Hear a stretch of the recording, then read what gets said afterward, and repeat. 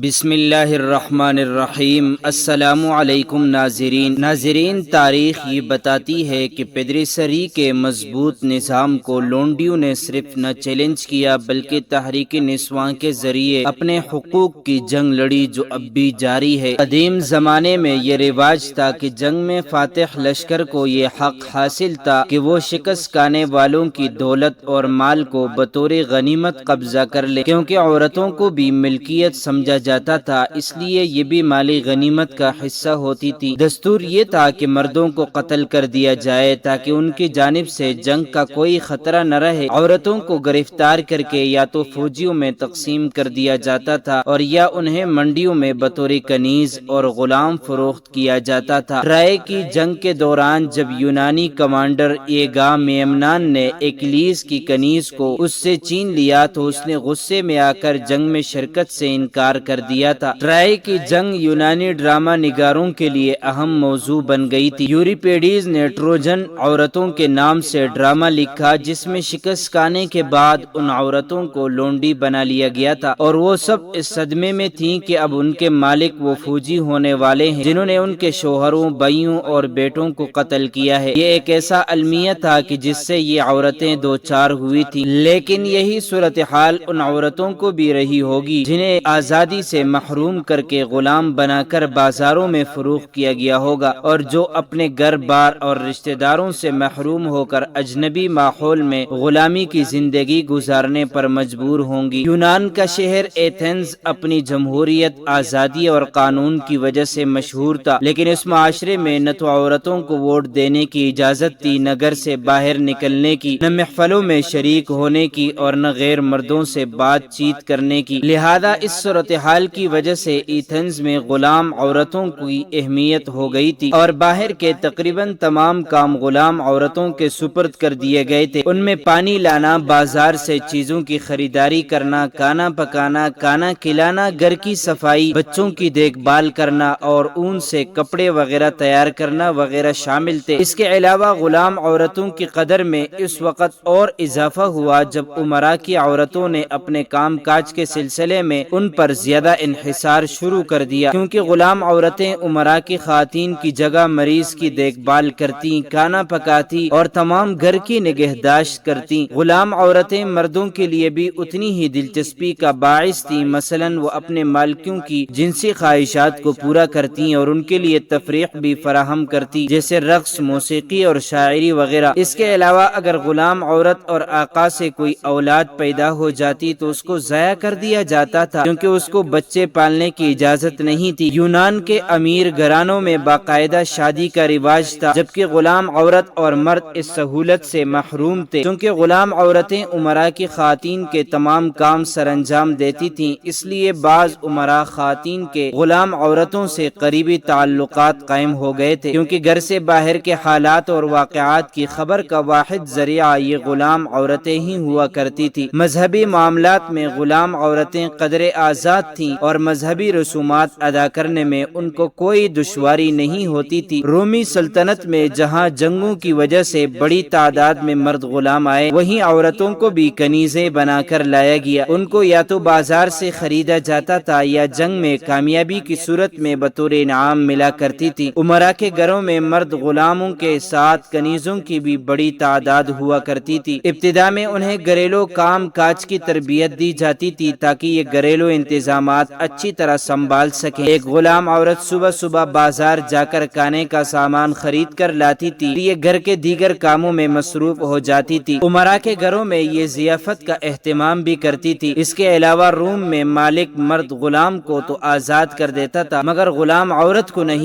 یہ غلام عورتیں آہستہ آہستہ اس کے گھر کا حصہ بن جاتی تھی، اور بعض صورتوں میں ان کی شادی غلام مردوں سے ہوتی تھی، اور ان سے ہونے والے بچے رومی مالک کے ہی ہوتے تھے۔ یہودیوں کی مقدس کتاب عہد نامہ عتیق میں احکامات دیے گئے ہیں کہ جب وہ جنگ میں دشمنوں کو شکست دیں تو ان کے تمام مردوں کو قتل کریں، ان کے شہروں کو مسمار کر دیں اور ان کی عورتوں کو کنیز بنا لیں۔ اگر یہ عورتیں ان کی اطاعت نہ کرے اور مزاحمت کرے تو اس صورت میں انہیں تنہائی میں قید کر کے کھانا پینا بند کر دیں، یہاں تک کہ وہ ان کا حکم ماننے پر مجبور ہو جائیں۔ جب مسلمانوں نے شام، ایران اور مصر کو فتح کیا تو مسلمان معاشرے میں بھی غلاموں کے ساتھ کنیزوں کی بڑی تعداد آ گئی۔ عباسی خلفاء کے حرم میں غیر عرب کنیزیں ان کے لیے جنسی تسکین کا باعث بنی، کیونکہ بازاروں میں بھی یہ سستی قیمت پر مل جاتی تھیں، اس لیے متوسط طبقے کے لوگ یہ کنیزیں رکھتے تھے۔ اگرچہ کنیزوں کی اولاد کو وراثت میں تو حصہ نہیں ملتا تھا، مگر مالک ان کے ساتھ اچھا سلوک کرتا تھا۔ عباسی خلیفہ مامون بھی ایک کنیز کی اولاد تھا جو اپنی ذہانت کی وجہ سے اس مرتبے تک پہنچا۔ عباسی دور میں جب آل بویا خاندان اقتدار میں آئے تو 934 سے 945 تک اقتدار میں رہے، تو اس کے ایک حکمران کو اپنی کنیز سے اس قدر محبت ہوئی کہ اس کے بغیر نہیں رہ سکتا تھا۔ اسے اس نے اپنی کمزوری سمجھا اور کنیز کو قتل کروا دیا تاکہ اس کی محبت سے آزاد ہو جائے۔ سلطنت عثمانیہ میں گرفتار ہو کر آنے والی کنیزوں کا تعلق مشرقی یورپ کے ملکوں سے تھا۔ کہا جاتا ہے کہ جنگ انقرہ میں جب سلطان یلدرم کو تیمور لنگ کے ہاتھوں شکست ہوئی، وہ اور اس کی بیوی قید ہوئے، تو اس کے بعد سے عثمانی سلطان شادی نہیں کرتے تھے اور کنیزوں سے تعلقات رکھتے تھے۔ حرم میں اس کنیز کی عزت بڑھ جاتی تھی جس کا بیٹا حکمران ہو جاتا تھا اور اسے مادر سلطان کا درجہ مل جاتا تھا۔ مسلمان معاشرے میں بردہ فروش عورتوں کی خرید و فروخت کا کاروبار کرتے تھے۔ ہندوستان کے ایک سیاح یوسف کمبل پوش نے 1838 میں یورپ اور مشرق وسطی کا سفر کیا تھا۔ جب وہ مصر میں تھے تو انہوں نے ایک بردہ فروش تاجر کے پاس فروخت ہونے والی لڑکیوں کو دیکھا۔ 17 اور 18 سال کی یہ لڑکیاں جو تعداد میں تقریباً 20 تھیں، ایک کمرے میں بند خوفزدہ اور سہمی ہوئی بیٹھی تھی۔ یہ تاجر انہیں مالدار مصریوں کو فروخت کرنے لایا تھا۔ ہندوستان میں بھی عورتوں کی خرید و فروخت کا کام جاری رہا۔ کبھی کبھی ماں باپ غربت سے تنگ آ کر اپنی لڑکیوں کو بیچ ڈالتے تھے۔ اگر وہ خوبصورت ہوتی تو تاجر انہیں حکمرانوں یا ریاست کے امیروں کو مہنگے داموں فروخت کر دیتے تھے۔ لکھنؤ کی آخری ملکہ حضرت محل کو بھی اس کے ماں باپ نے فروخت کر دیا تھا، جسے تاجروں نے واجد علی شاہ کے حرم کے لیے بیچ ڈالا۔ 1857 کی جنگ آزادی میں حضرت محل نے شہرت پائی اور انگریز کے خلاف کئی لڑائیوں میں حصہ لیا۔ شکست کے بعد یہ نیپال چلی گئی اور کٹھمنڈو میں اس کی وفات ہوئی۔ تاریخ میں نہ صرف آزاد عورتیں بلکہ غلام عورتیں بھی اذیت اور عذاب سے گزری، لیکن تاریخ یہ بتاتی ہے کہ پیدر سری کے مضبوط نظام کو انہوں نے نہ صرف چیلنج کیا بلکہ تحریک نسواں کے ذریعے اپنے حقوق کی جنگ کی، جو اب بھی جاری ہے۔ اللہ تعالی ہمیں حق بات سننے، سمجھنے اور اس پر عمل کرنے کی توفیق عطا فرمائے، آمین۔ معزز ناظرین، امید کرتا ہوں آپ کو یہ ویڈیو اچھی لگی ہوگی۔ مزید معلومات کے لیے ہمارے چینل کو سبسکرائب کیجیے۔ اگر زندگی کے لمحات مزید باقی رہے تو آپ کے لیے ایک اور بہترین ویڈیو لے کر حاضر ہوں گا۔ تب تک کے لیے اللہ